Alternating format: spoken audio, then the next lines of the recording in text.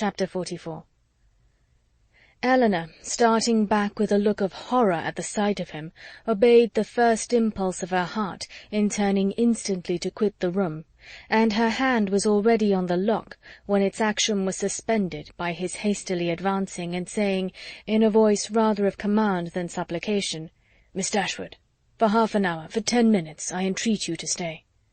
"No, sir," she replied with firmness, "I shall not stay. Your business cannot be with me. The servants, I suppose, forgot to tell you that Mr. Palmer was not in the house." "Had they told me," he cried with vehemence, "that Mr. Palmer and all his relations were at the devil, it would not have turned me from the door.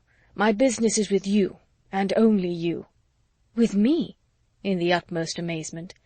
"Well, sir, be quick, and if you can, less violent." "Sit down, and I will be both." She hesitated. She knew not what to do. The possibility of Colonel Brandon's arriving and finding her there came across her, but she had promised to hear him, and her curiosity no less than her honour was engaged.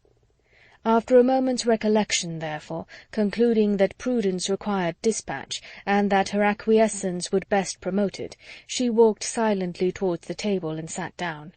He took the opposite chair, and for half a minute not a word was said by either. "Pray be quick, sir," said Eleanor impatiently. "I have no time to spare." He was sitting in an attitude of deep meditation, and seemed not to hear her. "Your sister," said he with abruptness a moment afterwards, "is out of danger. I heard it from the servant, God be praised. But is it true? Is it really true?" Eleanor would not speak. He repeated the inquiry with yet greater eagerness. "For God's sake, tell me, is she out of danger, or is she not?" "We hope she is." He rose up and walked across the room. "Had I known as much half an hour ago— But since I am here," speaking with a forced vivacity as he returned to his seat, "what does it signify? For once, Miss Dashwood, it will be the last time perhaps, let us be cheerful together. I am in a fine mood for gaiety. Tell me honestly," a deeper glow overspreading his cheeks, "do you think me most a knave or a fool?" Eleanor looked at him with greater astonishment than ever. She began to think that he must be in liquor. The strangeness of such a visit, and of such manners, seemed no otherwise intelligible, and with this impression she immediately rose, saying, "Mr. Willoughby, I advise you at present to return to Combe. I am not at leisure to remain with you longer. Whatever your business may be with me, will it be better recollected and explained tomorrow?" "I understand you," he replied, with an expressive smile, and a voice perfectly calm. "Yes, I am very drunk. A pint of porter with my cold beef at Marlborough was enough to overset me." "At Marlborough?" cried Eleanor, more and more at a loss to understand what he would be at. "Yes, I left London this morning at 8 o'clock, and the only 10 minutes I have spent out of my chaise since that time procured me a nuncheon at Marlborough." The steadiness of his manner, and the intelligence of his eye as he spoke, convincing Eleanor that whatever other unpardonable folly might bring him to Cleveland, he was not brought there by intoxication, she said, after a moment's recollection, "Mr. Willoughby, you ought to feel, and I certainly do, that after what has passed, your coming here in this manner, and forcing yourself upon my notice, requires a very particular excuse. What is it that you mean by it?" "I mean," said he with serious energy, "if I can, to make you hate me 1 degree less than you do now. I mean to offer some kind of explanation, some kind of apology for the past. To open my whole heart to you, and by convincing you that, though I have been always a blockhead, I have not been always a rascal, to obtain something like forgiveness from your sister." "Is this the real reason of your coming?" "Upon my soul it is," was his answer, with a warmth that brought all the former Willoughby to her remembrance, and, in spite of herself, made her think him sincere. "If that is all, you may be satisfied already, for Mary Ann does— she has long forgiven you." "Has she?" he cried, in the same eager tone. "Then she has forgiven me before she ought to have done it. But she shall forgive me again, and on more reasonable grounds. Now will you listen to me?" Eleanor bowed her assent. "I do not know, said he, after a pause of expectation on her side and thoughtfulness on his own. "How you may have accounted for my behaviour to your sister, or what diabolical motive you may have imputed to me. Perhaps you will hardly think the better of me. It is worth the trial, however, and you shall hear everything. When I first became intimate with your family, I had no other intention, no other view in the acquaintance, than to pass my time pleasantly while I was obliged to remain in Devonshire, more pleasantly than I had ever done before. Your sister's lovely person and interesting manners could not but please me, and her behaviour to me almost from the first was of a kind— It is astonishing when I reflect on what it was, and what she was, that my heart should have been so insensible. But at first, I must confess, my vanity only was elevated by it. Careless of her happiness, thinking only of my own amusement, giving way to feelings which I had always been too much in the habit of indulging, I endeavoured by every means in my power to make myself pleasing to her, without any design of returning her affection." Miss Dashwood at this point, turning her eyes on him with the most angry contempt, stopped him by saying, "It is hardly worth while, Mr. Willoughby, for you to relate or for me to listen any longer. Such a beginning as this cannot be followed by anything. Do not let me be pained by hearing any more on the subject." "I insist on you hearing the whole of it," he replied. "My fortune was never large, and I had always been expensive, always in the habit of associating with people of better income than myself. Every year since my coming of age, or even before, I believe, had added to my debts, and though the death of my old cousin Mrs. Smith was to set me free, yet that event being uncertain, and possibly far distant, it had been for some time my intention to re-establish my circumstances by marrying a woman of fortune. To attach myself to your sister, therefore, was not a thing to be thought of, and with a meanness, selfishness, cruelty, which no indignant, no contemptuous look, even of yours, Miss Dashwood, can ever reprobate too much, I was acting in this manner, trying to engage her regard, without a thought of returning it. But one thing may be said for me. Even in that horrid state of selfish vanity, I did not know the extent of the injury I meditated, because I did not then know what it was to love. But have I ever known it? Well, it may be doubted, for had I really loved, could I have sacrificed my feelings to vanity, to avarice, or, what is more, could I have sacrificed hers? But I have done it.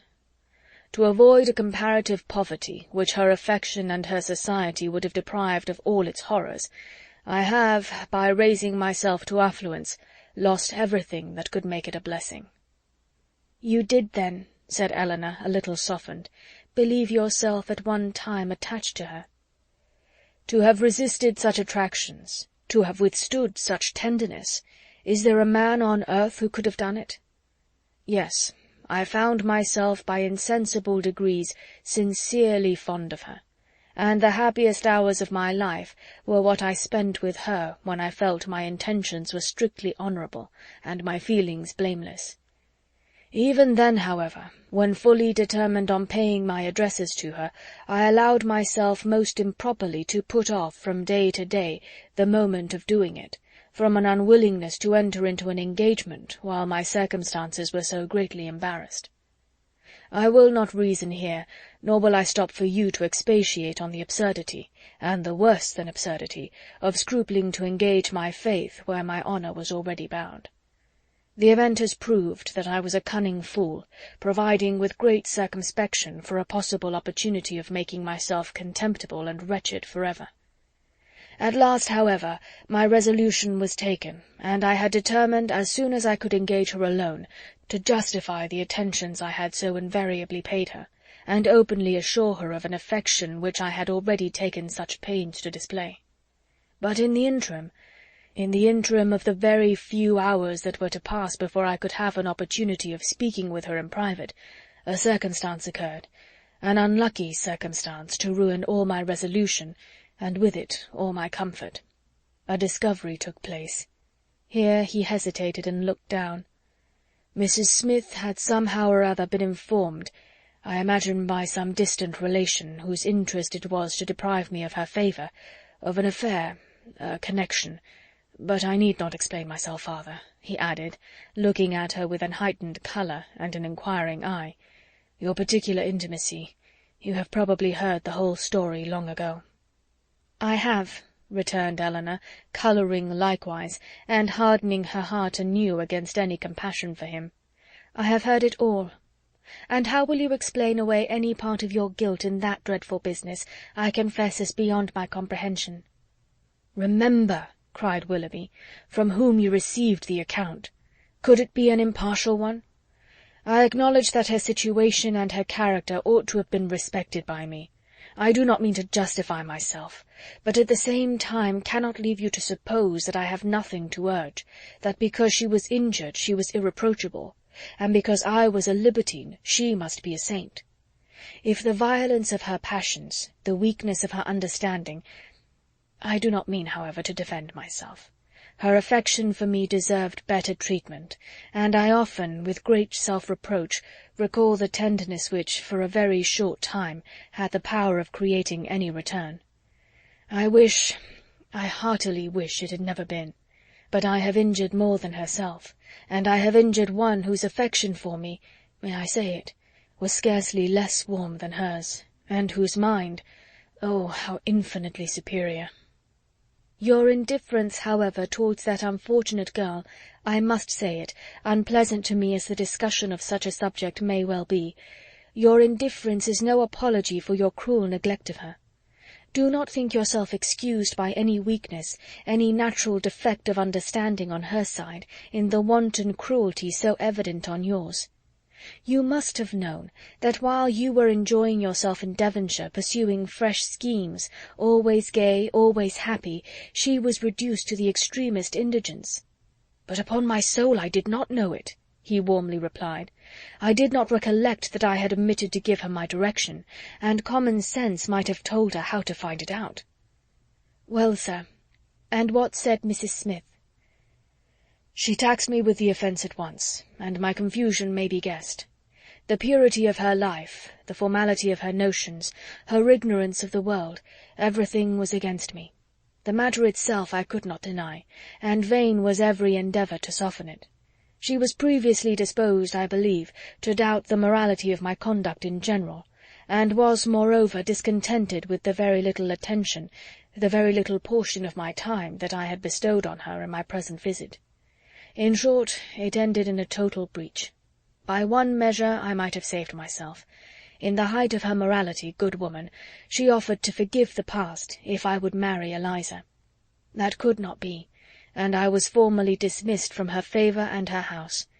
The night following this affair, I was to go the next morning, was spent by me in deliberating on what my future conduct should be.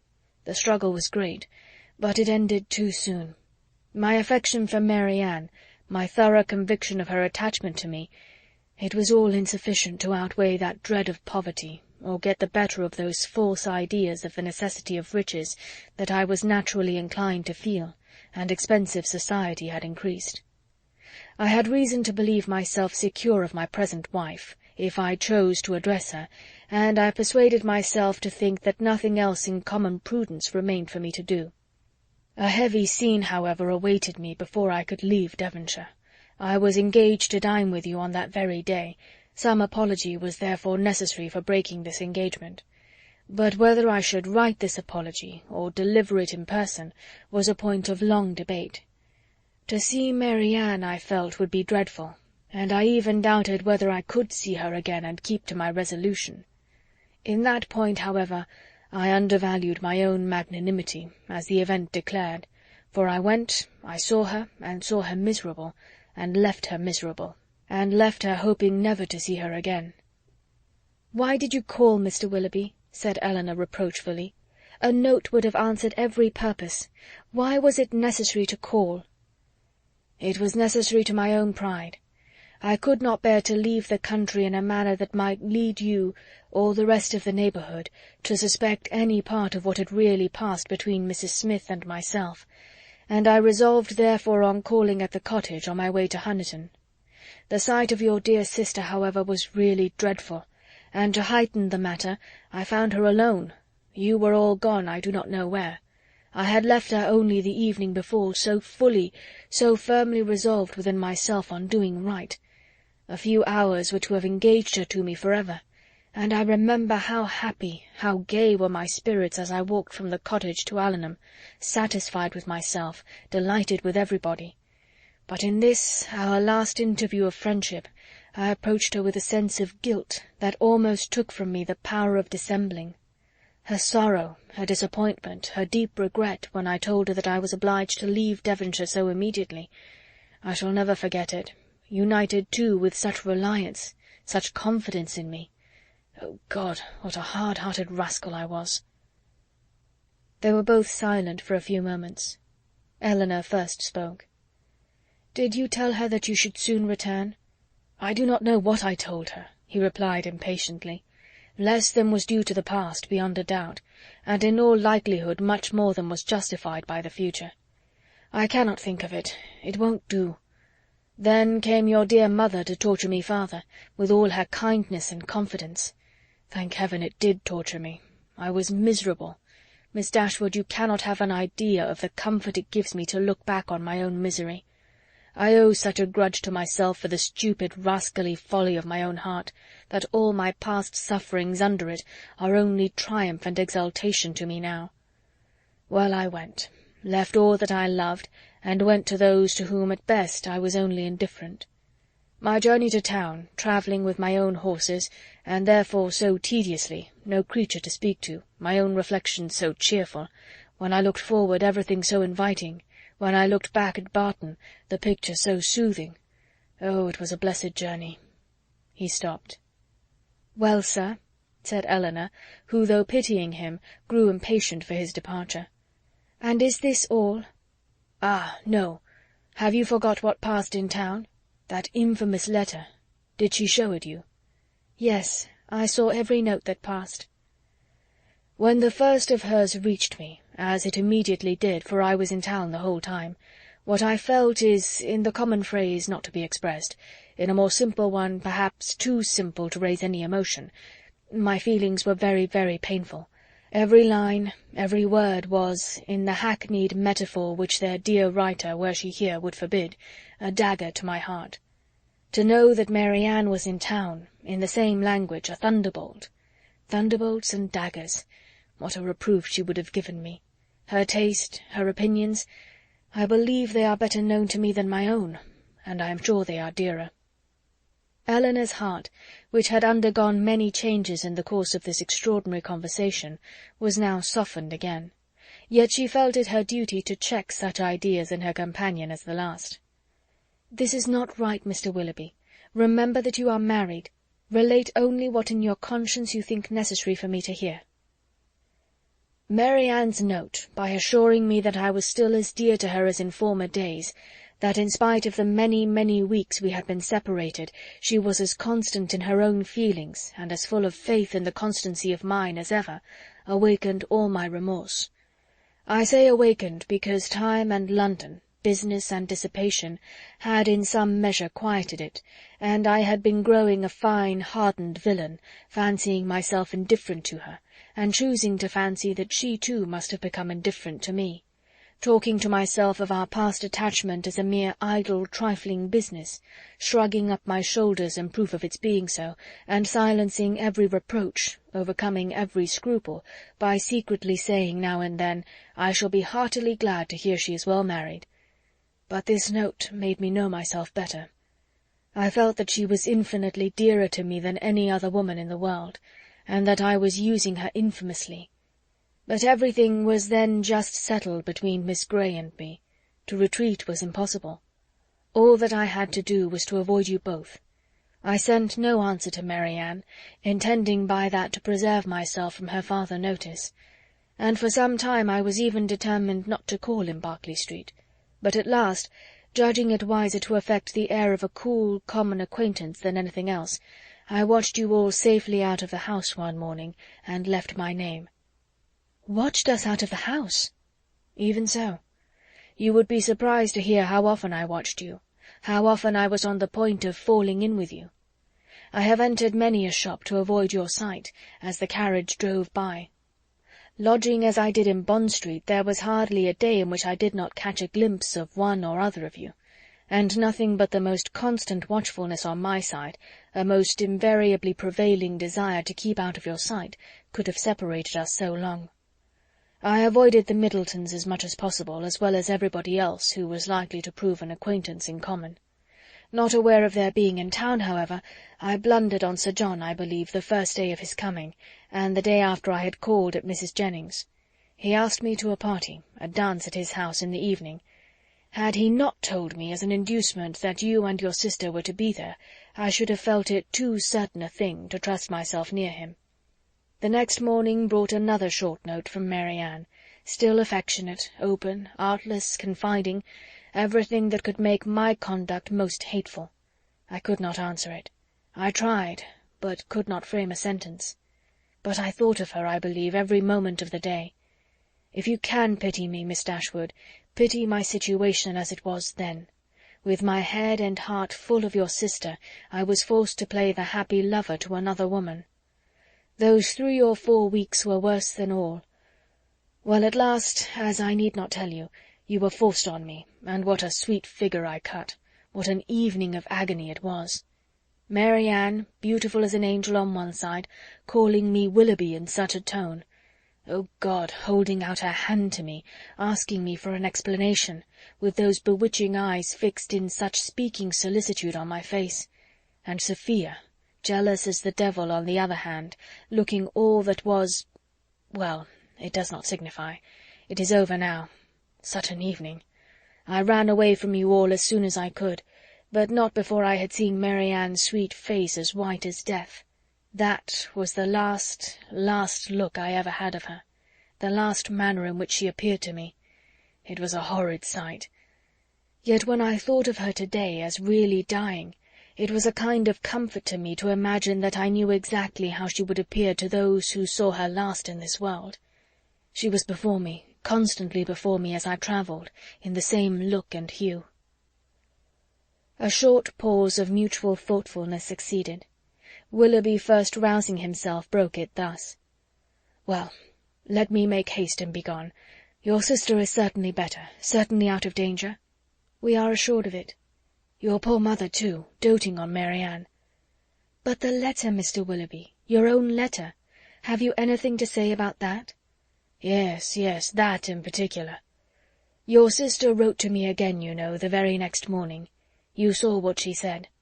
I was breakfasting at the Ellisons, and her letter, with some others, was brought to me there from my lodgings. It happened to catch Sophia's eye before it caught mine, and its size, the elegance of the paper, the handwriting altogether, immediately gave her a suspicion. Some vague report had reached her before of my attachment to some young lady in Devonshire, and what had passed within her observation the preceding evening had marked who the young lady was, and made her more jealous than ever. Affecting that air of playfulness, therefore, which is delightful in a woman one loves, she opened the letter directly and read its contents. She was well paid for her impudence. She read what made her wretched. Her wretchedness I could have borne, but her passion, her malice— at all events it must be appeased. And, in short, what do you think of my wife's style of letter-writing? Delicate, tender, truly feminine, was it not?" "Your wife? The letter was in your own handwriting." "Yes, but I had only the credit of servilely copying such sentences as I was ashamed to put my name to. The original was all her own happy thoughts and gentle diction. But what could I do? We were engaged, everything in preparation, the day almost fixed. But I am talking like a fool. Preparation, day. In honest words, her money was necessary to me, and in a situation like mine, anything was to be done to prevent a rupture. And after all, what did it signify to my character in the opinion of Mary Ann and her friends, in what language my answer was couched? It must have been only to one end. My business was to declare myself a scoundrel, and whether I did it with a bow or a bluster was of little importance. I am ruined forever in their opinion, said I to myself. I am shut out forever from their society. They already think me an unprincipled fellow. This letter will only make them think me a blackguard one.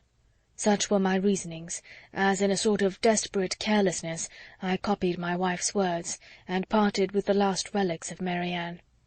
Her 3 notes, unluckily they were all in my pocket-book, or I should have denied their existence, and hoarded them forever. I was forced to put them up, and could not even kiss them. And the lock of hair, that too I had always carried about with me in the same pocket-book, which was now searched by Madam with the most ingratiating virulence. The dear lock, all, every memento was torn from me. "You are very wrong, Mr. Willoughby, very blamable," said Eleanor, while her voice, in spite of herself, betrayed her compassionate emotion. "You ought not to speak in this way, either of Mrs. Willoughby or my sister. You had made your own choice, it was not forced on you. Your wife has a claim to your politeness, to your respect at least. She must be attached to you, or she would not have married you.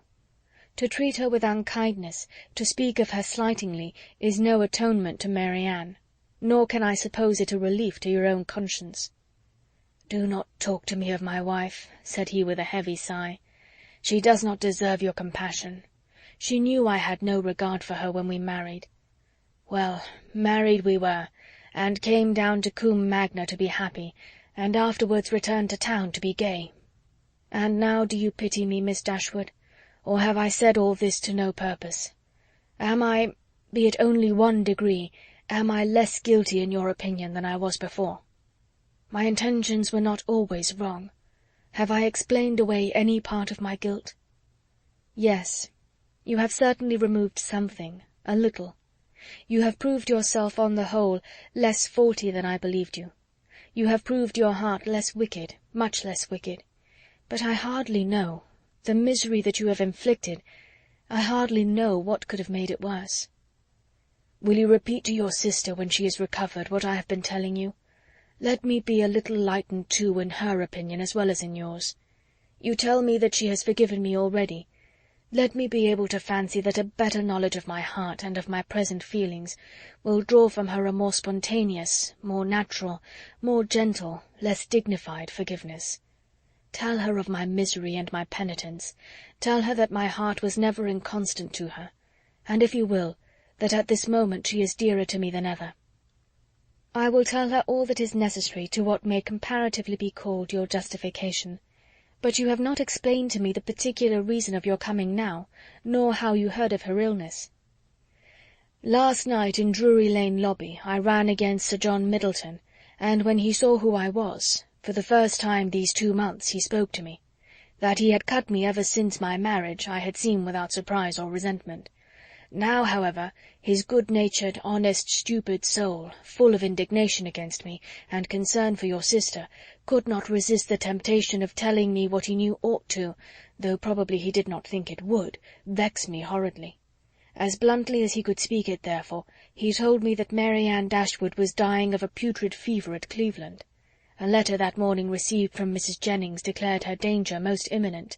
The Palmers are all gone off in a fright, etc. I was too much shocked to be able to pass myself off as insensible, even to the undiscerning Sir John. His heart was softened at seeing mine suffer, and so much of his ill will was done away, that when we parted he almost shook me by the hand, while he reminded me of an old promise about a pointer puppy. What I felt on hearing that your sister was dying, and dying too believing me the greatest villain upon earth, scorning, hating me in her latest moments, for how could I tell what horrid projects might not have been imputed? One person I was sure would represent me as capable of anything. What I felt was dreadful. My resolution was soon made, and at 8 o'clock this morning I was in my carriage. Now you know all." Eleanor made no answer. Her thoughts were silently fixed on the irreparable injury which too early an independence, and its consequent habits of idleness, dissipation, and luxury, had made in the mind, the character, the happiness of a man who, to every advantage of person and talents, united a disposition naturally open and honest, and a feeling, affectionate temper. The world had made him extravagant and vain. Extravagance and vanity had made him cold-hearted and selfish. Vanity, while seeking its own guilty triumph at the expense of another, had involved him in a real attachment, which extravagance, or at least its offspring, necessity, had required to be sacrificed. Each faulty propensity in leading him to evil had led him likewise to punishment. The attachment from which against honour, against feeling, against every better interest he had outwardly torn himself, now, when no longer allowable, governed every thought, and the connection, for the sake of which he had, with little scruple, left her sister to misery, was likely to prove a source of unhappiness to himself of a far more incurable nature. From a reverie of this kind she was recalled at the end of some minutes by Willoughby, who, rousing himself from a reverie at least equally painful, started up in preparation for going, and said, "There is no use in staying here. I must be off." "Are you going back to town?" "No, to Combe Magna. I have business there. From thence to town in a day or two. Good-bye." He held out his hand. She could not refuse to give him hers. He pressed it with affection. "And do you think something better of me than you did?" said he, letting it fall, and leaning against the mantelpiece as if forgetting he was to go.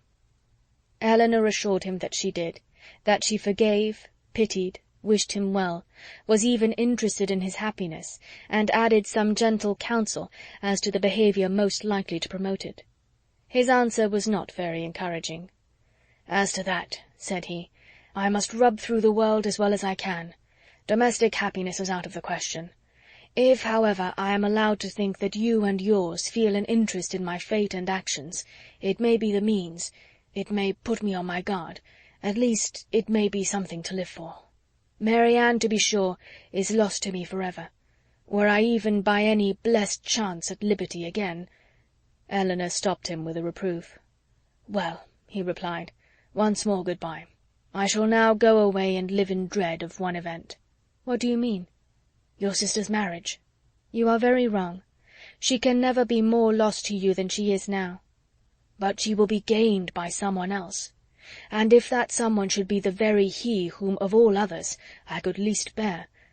But I will not stay to rob myself of all your compassionate goodwill, by showing that where I have most injured I can least forgive. Good-bye. God bless you." And with these words he almost ran out of the room. End of chapter 44.